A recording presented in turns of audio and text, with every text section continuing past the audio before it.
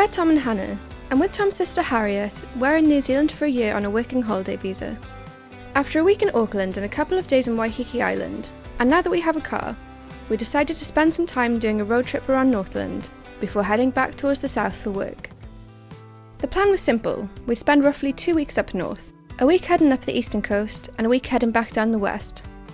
Before starting our journey to Waipu, we treated ourselves to a B&B to do our laundry, apply for an IRD number and plan what we wanted to see and do on our road trip. Let the road trip begin! First stop, Waipu. Our first New Zealand gravel road, how do you feel?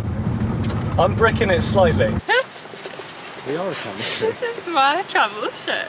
The first place we come to is Waipu Gorge and we're heading to Piroa Falls. We'll make a YouTuber out of her yet.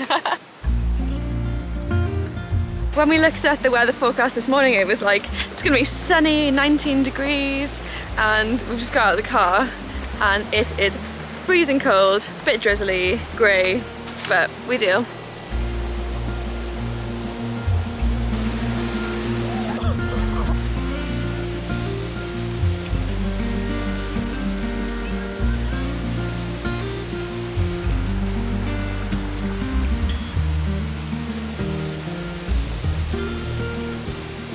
Apparently this is a really popular swimming spot when the weather is really nice, but the weather isn't really nice, so we're not going to go in. We just arrived at our camp spot of the night, which is right by the beach. So let's see how the second-hand tents hold up. Okay, so the good tent is up, so it looks pretty promising actually. But now on to the more dodgy one. I've never seen a tent like this, it's so weird. I just don't understand. It's vintage. Okay, I'm inside. And it's quite windy. Oh jeez, oh god. We gave up on that tent, but at least the other one is a 3-man.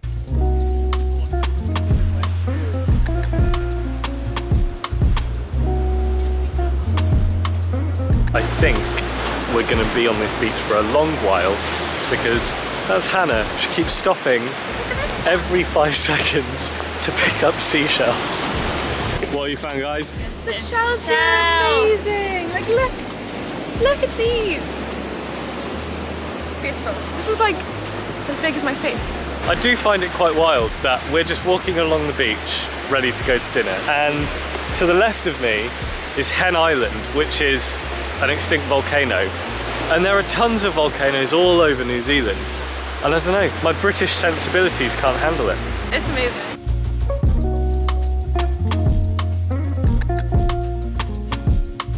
Good morning! We are at Waipu Caves today. We're exploring caves! Woo! Hopefully we'll see some glowworms today, but we're not holding our breath. Fingers crossed.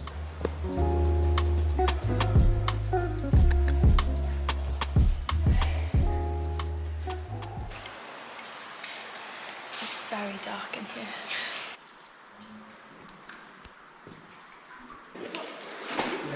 Nice. Oh my gosh.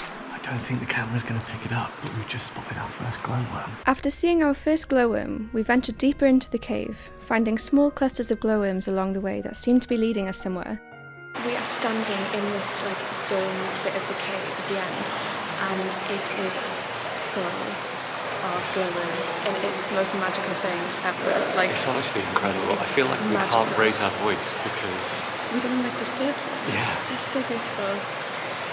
if you come here, make sure that's someone else's torch, but if you come here, make sure that you eventually turn all your torches off and just stand in the darkness.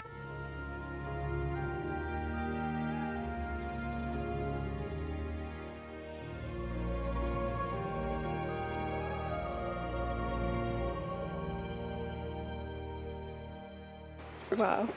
Wow. We just got out of the cave and that felt like a different world. Like, I've never seen anything like that. No. It was like being in space, like literally just being surrounded by like a dark sky with stars. It was amazing. What did you think, Harriet?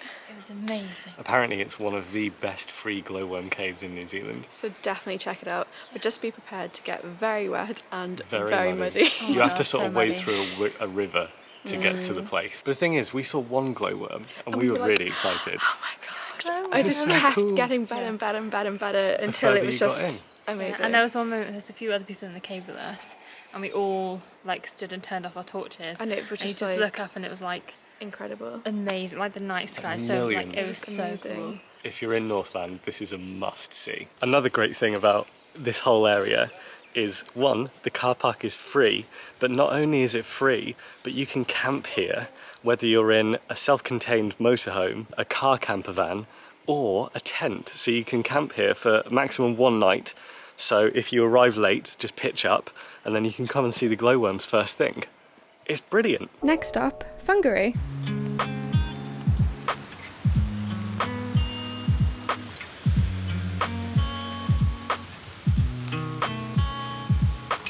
We've come to the waterfalls today, which is really pretty. So we're just doing a little walk around the river. We've just seen the falls, which are beautiful.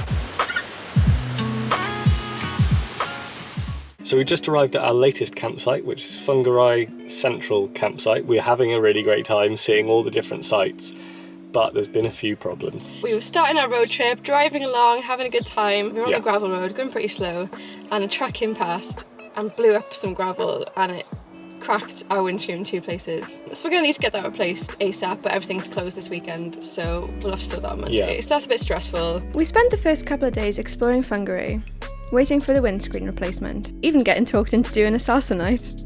The car is fixed, which means that we can carry on our road trip. But first we thought we'd come to the north of Whangarei and come to A.H. Reid Memorial Park, because you can climb a canopy walkway, which is about 25 metres above the ground.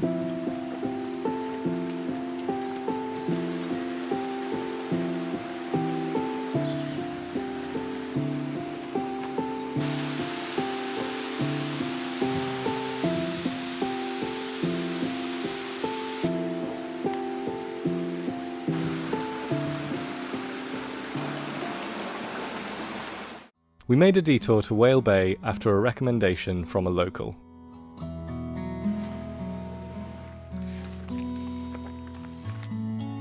We're currently at Whale Bay. And it is so gorgeous and peaceful and tranquil, and even though it's raining, it's just, it doesn't matter, it's just so beautiful. Apparently it gets quite popular in the summer, and I mean we are in the summer, but it's not the best of days and it is just empty. It's really nice, tranquil. There's literally no one else here apart from us. Tom and Hannah are just swimming and I'm just paddling. Cold? Yeah, it's actually really cold.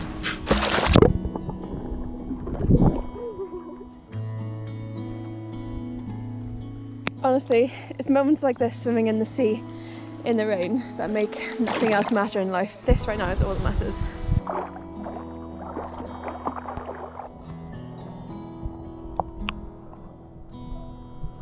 After Whale Bay, we made our way up to Paki to use as our base, but we ended up taking the ferry over to Russell.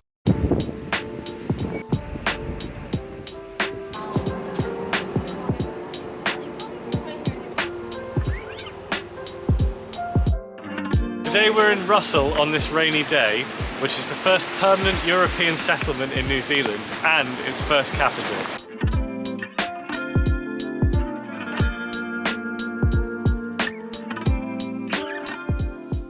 Russell used to be known as the hellhole of the Pacific, but today it's got cute cafes and quaint shops, very different from its nickname.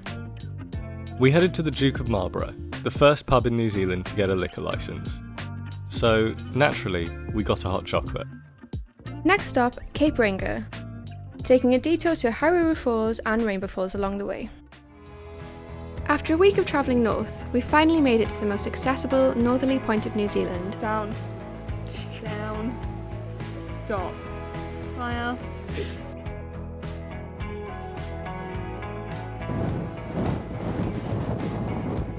We're in Cape Reinga! This is a separation marker for where the Tasman Sea and the Pacific Ocean meet, and you can even see the two waters clash from the lighthouse. Good morning! We have just gone for a lovely sea swim in our campsite. That was just what the doctor ordered, I think. And now we've just arrived at the great, grand Paki sand dunes. The Great Paki sand dunes span an incredible 10 kilometres by 1 kilometre, and reach as high as 150 metres. Oh my god! And a poplar for sandboarding, which you can hire from a little shop near the car park.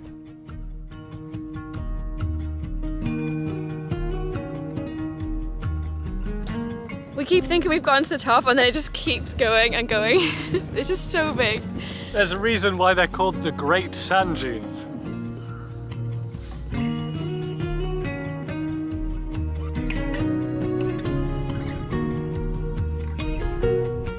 We walked and walked in no particular direction through what felt like a desert until we found the sea.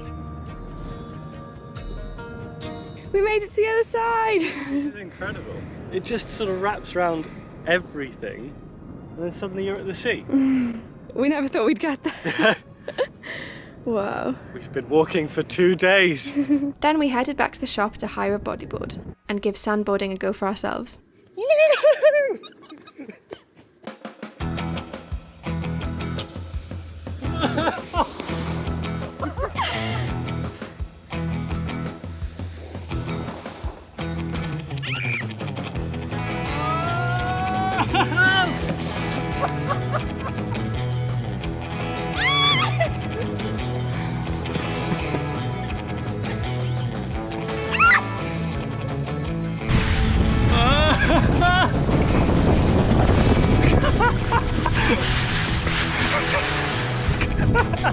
Next, we made the long journey down to Opanoni. On a beach near Opanoni lie the Koutu boulders. Best done at low tide, these spherical boulders are dotted along the shoreline. The further along you walk from the car park, the bigger the boulders get. Good morning. Good morning. You join us on a very rainy day in Northland. We've just left Opanoni and we're on the track towards Tane Mahuta. I'm not sure if that's how you pronounce it. Which is a massive Kauri tree apparently. Fun fact about it, one of the princess royals of the royal family named her son Tane Mahuta as well. In Maori cosmology, Tane, the son of the Sky Father and the Earth Mother, tore his parents apart to bring light, space and air to allow life to flourish. It was incredible to be standing in the presence of this ancient tree, estimated to be roughly 2,000 years old and standing at roughly 51 metres tall, well deserving of his nickname, the Lord of the Forest. Finally, we headed to the remote Donnelly's Crossing to stay in a cosy B&B for a few days. We used our time in this old converted Sunday school relaxing and applying for work a little further down south.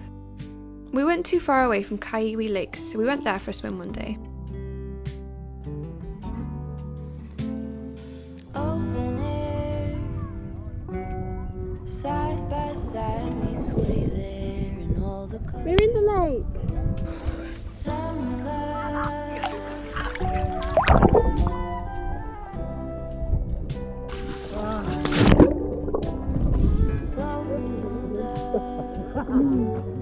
For